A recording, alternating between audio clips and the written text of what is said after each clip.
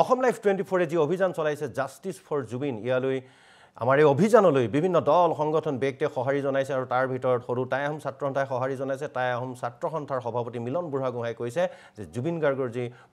মৃত্যুৰ বাবে ন্যায় লাগিবই শ্যামকানু মহন্ত আৰু সিদ্ধাৰ্থ শৰ্মাক গ্ৰেপ্তাৰ কৰি খুদপুছ কৰি তাৰ তদন্ত লাগিব আৰু দোষী সাব্যস্ত হলে উচিত শাস্তি দিব লাগিব বুলি ইতিমধ্যে কৈছে সৰু টাই আহোম ছাত্ৰ সন্থাৰ সভাপতি মিলন বুঢ়াগোহাঁইৰ মন্তব্য আছে আগবঢ়াইছে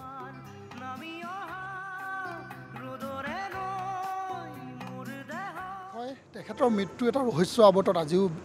সোমাই আছে ঘন ৰহস্যৰ মাজত সোমাই আছে যে তেখেতৰ মৃত্যু সাধাৰণ মৃত্যু নহয় মাৰ্ডাৰ হৈছে নেকি সামাজিক মাধ্যম নিউজ মাধ্যম প্ৰতিটোতে আজি বিভিন্ন ব্যক্তিসকলৰ নাম উচ্চাৰণ হৈছে কালপিত হিচাপে শ্যামকানু মহন্ত চিনাক্ত হৈছে বুলি ক'ব লাগিব ৰাইজৰ আদালতত সিদ্ধাৰ্থ শৰ্মা হৈছে আজি শেখৰজ্যোতি গোস্বামীৰ কথা কোৱা হৈছে ছিংগাপুৰত থকা অসম এছ'চিয়েশ্যনৰ যিসকল সদস্য আছে তেখেতসকলৰ নাম উচ্চাৰণ হৈছে গাৰ্গ নামৰ এজন ব্যক্তি জুবিন গাৰ্গৰ আত্মীয় বুলি কৈছে কিমান দূৰ সত্য আমি নাজানো তেখেত আত্মীয় হয় নে নহয় তেখেতৰ নাম জড়িত হৈছে টাই আহোম ছাত্ৰ সন্থাই প্ৰথমতে আমি অসমৰ মাননীয় মুখ্যমন্ত্ৰী মহোদয়ক আহ্বান জনাব বিচাৰিছোঁ যে জুবিন গাৰ্গ ডাঙৰীয়াৰ মৃত্যুৰ দিনাখনৰ পৰা যিদৰে ছিংগাপুৰৰ পৰা তেখেতৰ মৃতদেহ আনি অসমত পুৱাই অন্ত্যেষ্টিক্ৰিয়া সমাপন কৰালৈকে তেখেতে যি জাতীয় দায়িত্ব পালন কৰিলে সেই জাতীয় দায়িত্ব পালন কৰাৰ একেদৰেই এই যিসকল কালপিত আছে শ্যামকানু মহন্ত সিদ্ধাৰ্থ শৰ্মা আৰু অন্যান্য যিসকল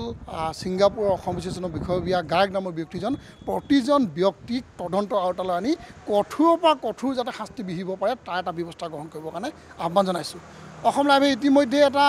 প্ৰক্ৰিয়া আৰম্ভ কৰিছে জাষ্টিছ ফৰ জুবিন এই জাষ্টিছ ফৰ জুবিনক আমি টাই আহোম ছাত্ৰ সমৰ্থন জনাইছোঁ আমিও সহযোগ কৰিম অসমৰ প্ৰতিজন ব্যক্তিক সমৰ্থন জনাই এই জাষ্টিছ ফৰ জুবিন ক্ষেত্ৰত আগবাঢ়িবলৈ আহ্বান জনাইছোঁ আৰু সিদ্ধাৰ্থ শৰ্মাৰ যি প্ৰপাৰ্টি আছে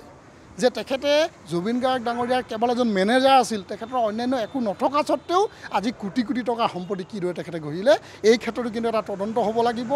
আৰু শ্যামকানু মহন্তৰ ক্ষেত্ৰত অসমৰ মাননীয় মুখ্যমন্ত্ৰী মহোদয়ে যিদৰে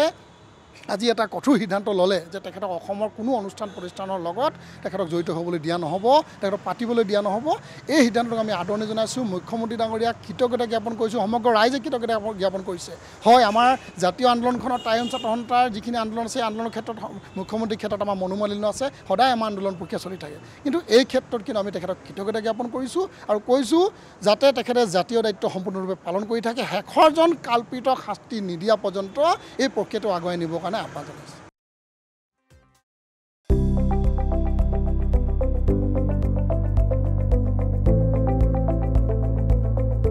NB নিউজ সহজ সৰল ভাষাত নৱভাৰতৰ কথা